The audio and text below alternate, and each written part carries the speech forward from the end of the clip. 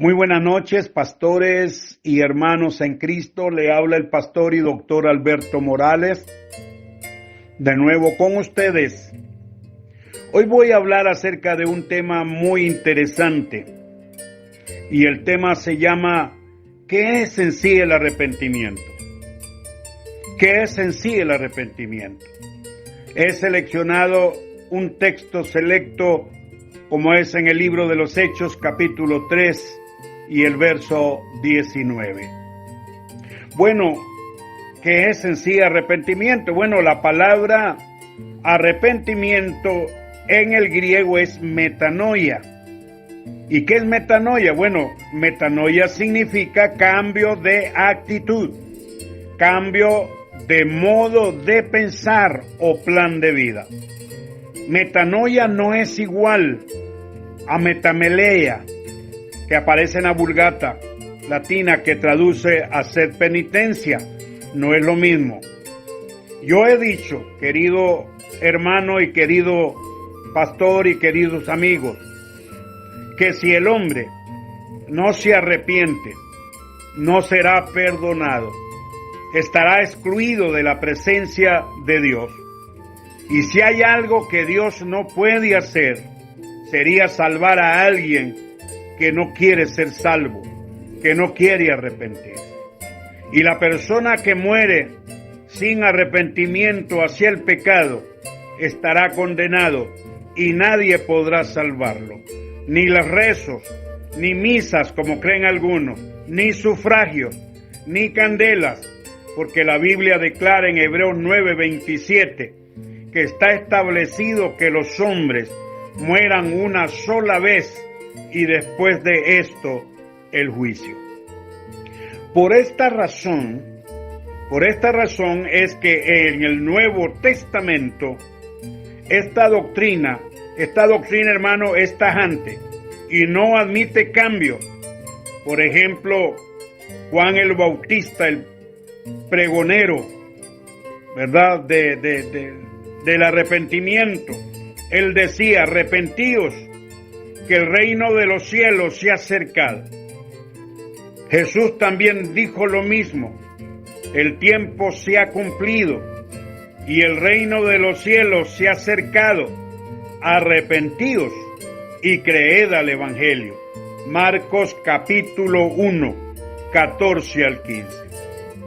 Jesús dijo: os digo no, antes si no os arrepentéis, todos pereceréis igualmente. Lo dice Lucas 13, del 3 al 5. Jesús, nuestro amado Salvador.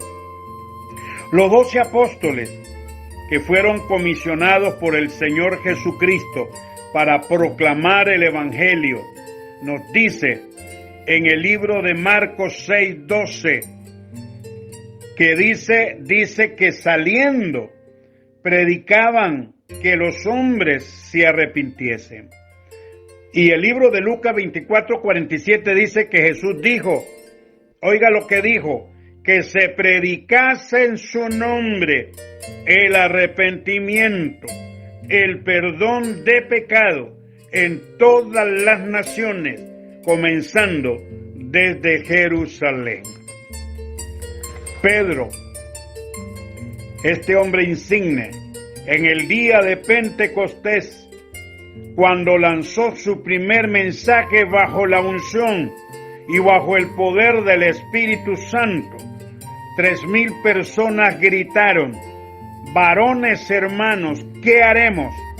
Y Pedro le contestó: arrepentíos, arrepentíos y bautícese cada uno de vosotros en el nombre del Señor Jesucristo para perdón de los pecados. Hechos 2:38.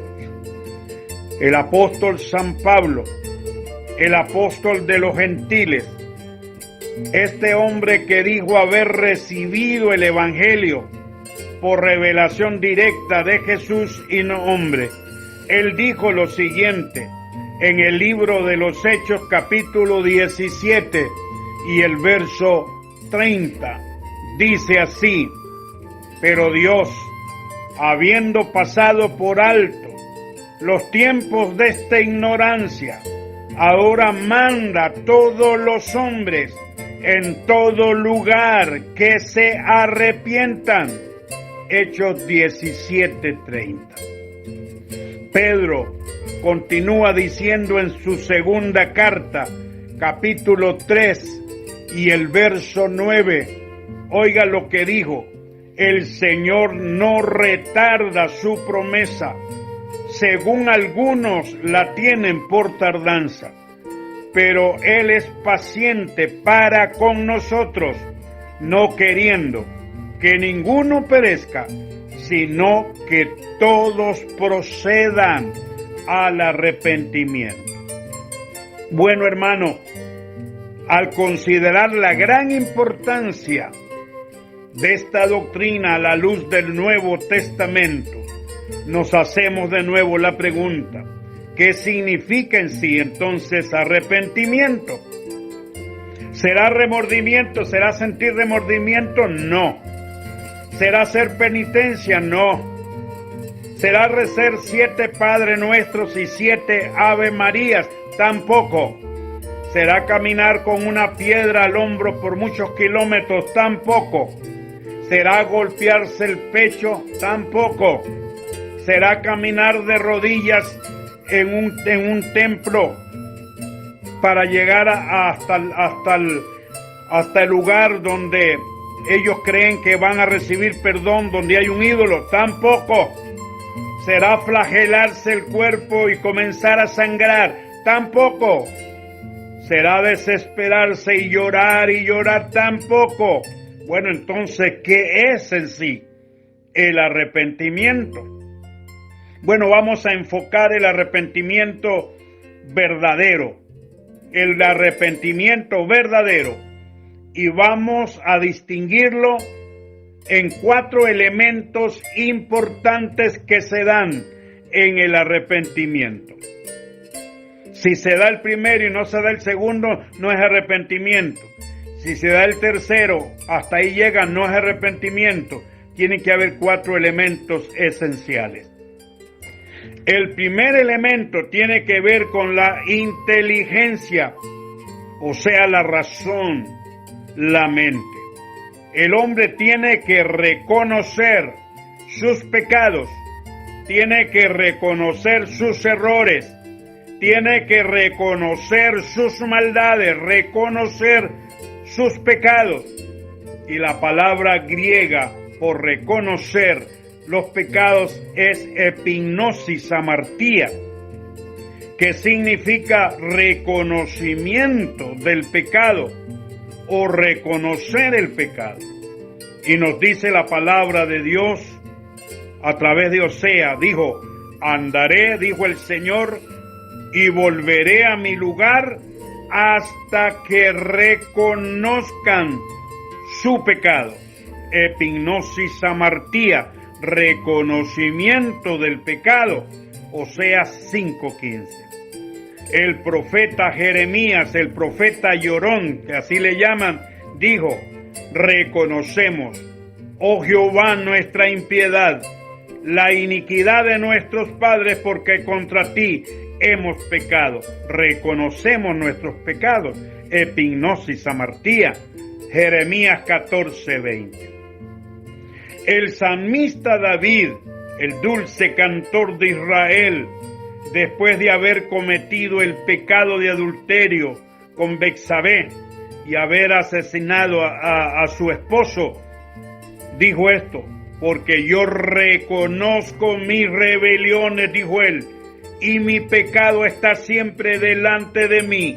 Contra ti solo he pecado y he hecho lo malo delante de tus ojos. Oiga bien, epignosis amartía, porque yo reconozco. Epignosis amartía, el Salmo 51, 3 al 4. El hijo pródigo, allá en la provincia lejana, alejado de su padre, él llegó a una condición de miseria. Llegó a la miseria de estar en un chiquero, apacentando puercos, andando con andrajos y sintiendo hambre. Él dijo estas palabras en Lucas 15:17. ¿Cuántos jornaleros en casa de mi padre tienen abundancia de pan y yo aquí perezco de hambre? Él reconoció epignosis amartía. Eso no es todo solamente el reconocer. Hay que seguir el segundo paso para que se vaya completando el verdadero arrepentimiento. El segundo elemento, amado hermano, amado pastor, tiene que ver con la parte emotiva y es sentir tristeza cuando usted ha pecado, tristeza por haber pecado contra Dios. Esto es pesar por haber hecho lo malo, sentir dolor por haber ofendido a un Dios santo y amoroso. Es ruborizarse contra el pecado. Como dijo el doctor Carroll, un gran hombre de Dios, dijo estas palabras: si alguien dice que tiene la paloma del Espíritu Santo morando en su corazón y no se ruboriza contra el pecado, entonces lo que tiene no es una paloma, decía él, sino un sopilote de esos que comen carroña. El salmista David miró su pecado con relación a Dios y exclamó y dijo estas palabras: contra ti he pecado y he hecho lo malo delante de tus ojos. El Salmo 51 y el verso 4. Qué lindo, hermano, cuando oye una persona con lágrimas en sus ojos que puede decir: Señor, soy un pecador y me duele haberte ofendido. Me duele en mi corazón haber hecho lo malo delante de tus ojos. Perdóname, me arrepiento por lo que hice y aquí estoy, Señor, rendido a tus pies. Esa es la tristeza que produce salvación, que dice Pablo en 2 de Corintios 7 del 9 al 10. Tristeza profunda por haber ofendido a Dios. En el original griego se lee lupe katateo, tristeza según Dios. Y vamos a dar lectura al párrafo. Ahora dice Pablo: me gozo, no porque hayáis sido contristados, sino porque fuisteis contristados para arrepentimiento. Porque habéis sido contristados según Dios, para que ninguna pérdida padezcáis por nuestra parte. Porque la tristeza que es según Dios produce arrepentimiento para salvación. Eso es sentir tristeza profunda. Es sentir dolor por haber pecado contra un Dios lleno de amor y ternura, amigo. Es sentir compasión por haber pecado en contra de los hombres que fueron hechos a su semejanza. Eso se le llama lupe katateo, tristeza según Dios. Pero el apóstol hace mención de otra tristeza que produce muerte, y dice que la tristeza del mundo. Vamos a dar lectura a este pasaje en 2 de Corintios capítulo 7 y el verso 10. Dice: pero la tristeza del mundo produce muerte. En el original se lee lupe toukosmou, tristeza del mundo. Pero no hay que confundir esta tristeza con la tristeza según Dios. Esta tristeza según el mundo es pasajera. Es una tristeza que está condicionada a circunstancias que el hombre atraviesa. No produce ningún abandono del pecado de parte del individuo. Por ejemplo, vamos a ilustrar algo muy interesante.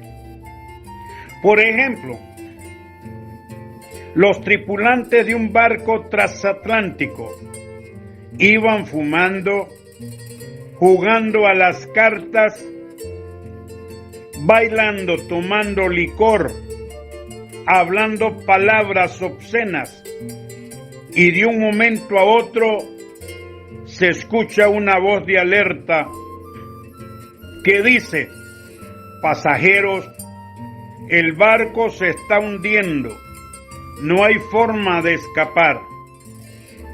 Entonces un silencio sepulcral comenzó a sentirse. El que fumaba dejó caer el puro o la pipa al piso, y el que jugaba a la baraja o a las cartas tiró las cartas, y el que tomaba dejó caer la botella de licor, y el que bailaba dejó a la nena, y la música dejó de escucharse. El que hablaba palabras obscenas dejó de pronunciarlas. Silencio, solo existe un silencio de muerte.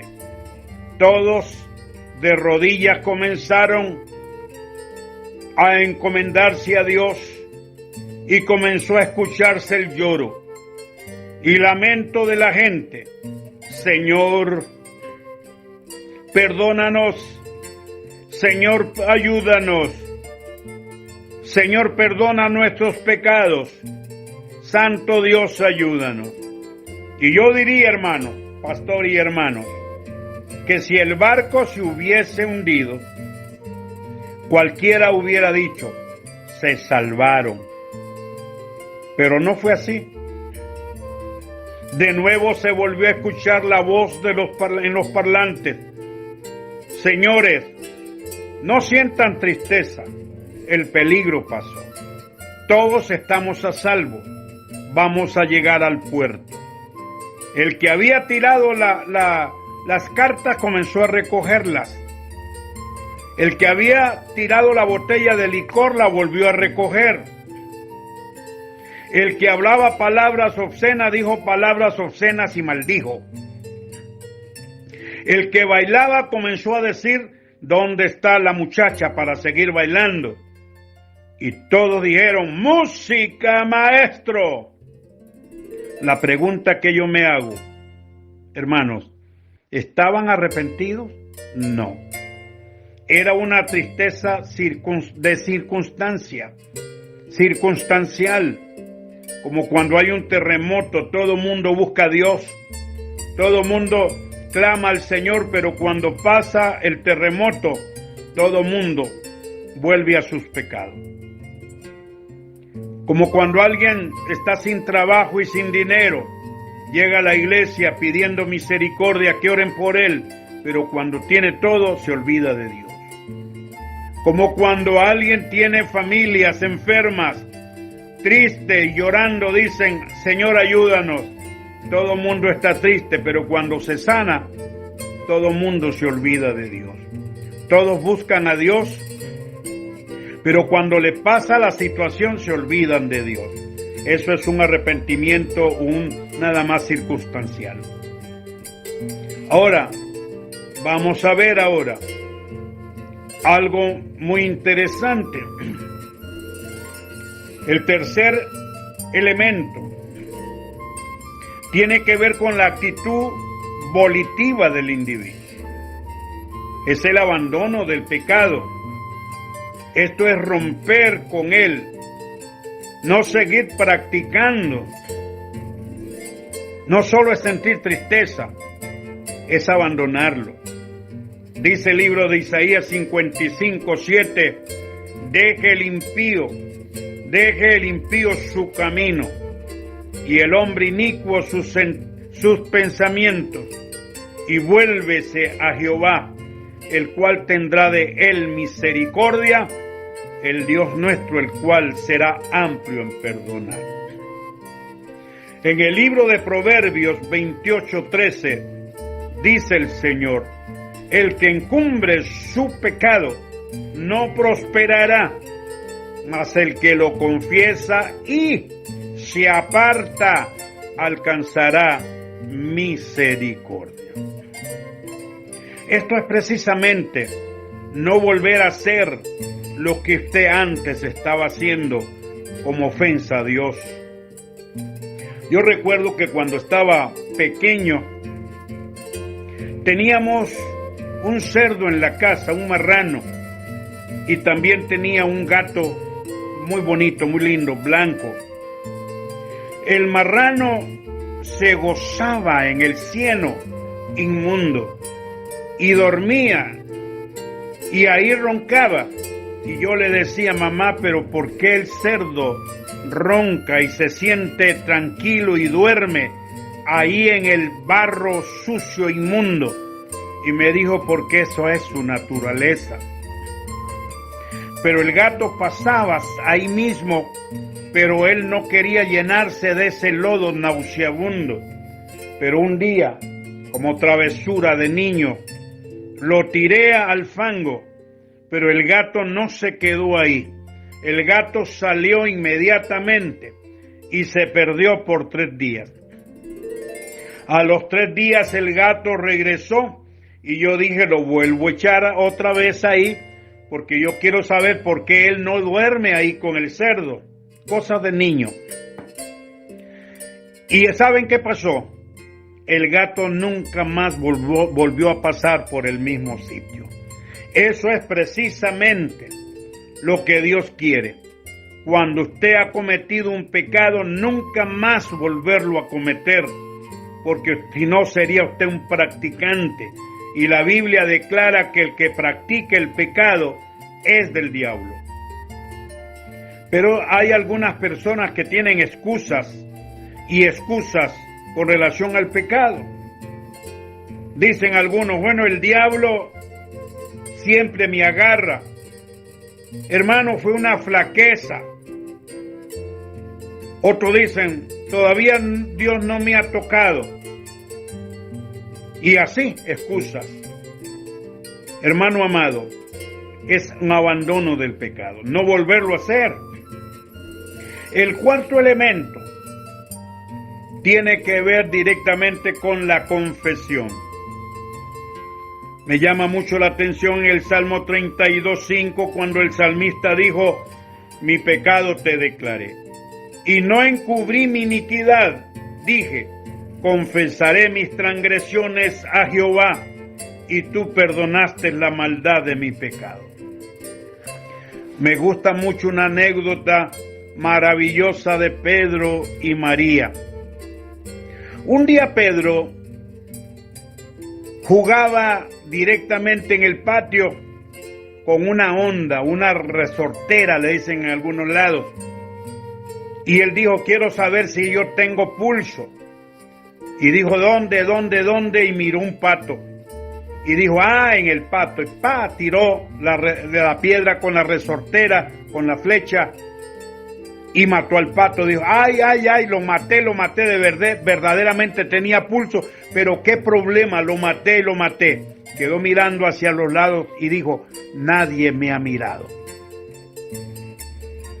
Y vino, hizo un hoyo, un hueco, y metió al pato y le puso la tierra, le puso pasto encima, zacate, y dijo: qué dicha, me lavo las manos y nadie me ha mirado. Cuando llega a la casa le dice a María: Pedro, tenés que ayudarme en la cocina y tenés que lavar platos. Y Pedro dijo: no, eso es trabajo de hombre, tienes que hacerlo, porque si no lo haces, te acuso que mataste el pato. Y dijo él: ¿me miraste, hermana? Sí, yo te miré cuando lo mataste y lo enterraste, y cuando te lavaste las manos. Y comenzó Pedro a lavar platos. 3 meses lavando platos, porque él no quería que su padre se diese cuenta a través de su hija María que él había matado el pato. Un día dijo Pedro: yo estoy cansado ya de lavar platos y de amenazas y de acusaciones por medio de mi hermana María. Dijo: le voy a contar a mi papá la verdad, le voy a confesar a mi papá la verdad que yo maté el pato. Subió las escaleras El padre estaba leyendo el periódico en la sala y Pedro le dijo: papá, vengo para confesarte algo, le dijo. Y le dijo: sí, Pedro, que yo maté el pato. Tú sabes que ese pato que tú mirabas siempre no volviste a verlo. Sí, le dijo el papá. Sí, Pedro. Pues padre, yo lo maté, te confieso que yo lo maté. Y el padre le dijo: Pedro, el día que lo mataste, yo te miré desde aquí. Miré cuando lo mataste, miré cuando hiciste el hueco, el hoyo para enterrarlo. Miré cuando echaste tierra, miré cuando te lavaste las manos y cuando dijiste: nadie me ha mirado. Yo te miré. Pedro, yo estaba deseoso, mi corazón palpitaba por algo y era escuchar esa expresión de reconocer que tú habías matado el pato. Entonces dijo el padre: Pedro, estás perdonado por completo, no debes nada, hijo. Y lo abrazó y le dijo: gracias por haberme confesado con sinceridad lo que has hecho. Cuando bajó, le dijo María: Pedro, a lavar platos si no te acuso. Dijo: no me importa que se lo digas a mi padre, ya yo le confesé a él lo que yo hice y él me perdonó. Amigo y hermano, eso es lo que hace el diablo cuando usted no le confiesa sus pecados al Señor con toda sinceridad. El diablo te acusa y te acusa y te acusa, pero es mejor que lo confieses. Primera de Juan 1:9 dice que si confesamos nuestros pecados, Él es fiel y justo para perdonar nuestros pecados y limpiarnos de toda maldad. Eso es lo que dice el Señor. Si tienes un pato enterrado, algún pecado oculto que crees que Dios no lo sabe, sí, Dios lo te ha visto ya, Él sabe lo que has hecho, pero hay un corazón que está esperando y es el corazón de Dios, que reconozcas que has hecho lo malo, que vuelvas a Él y le digas: Dios, yo cometí este pecado, como lo hizo el salmista David, que le dijo: contra ti solo he pecado y he hecho lo malo delante de tus ojos, y confesó su pecado. Adán trató de esconderse de Dios después de haber pecado, pero de nada le sirvió. Eso dice Génesis 3:10. Acán, en Josué 7:20 al 21, Acán trató de ocultar su robo, pero fracasó también. Giezi trató de ocultar su robo, pero fracasó. Eso dice Segunda de Reyes 5:20 al 27.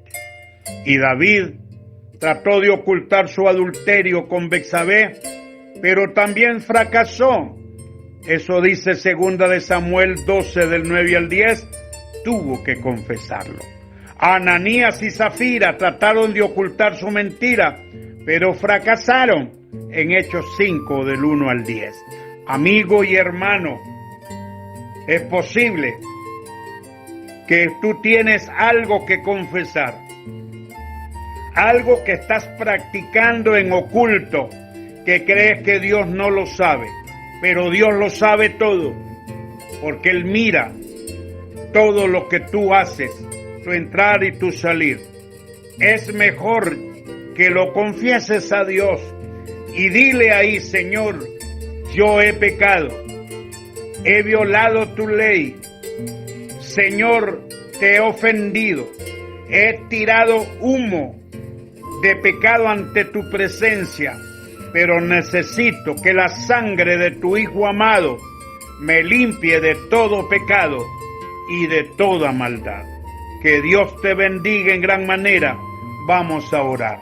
Padre que estás en los cielos, soberano Dios, si hay alguien, Señor, que todavía no se ha arrepentido de su manera de pensar y es un religioso y cree que su religión le va a salvar, Dios eterno, y se oculta en el manto de la religión, te pido que le hables al corazón y le hagas entender, Señor, que su pecado lo llevará a la ruina y a la perdición.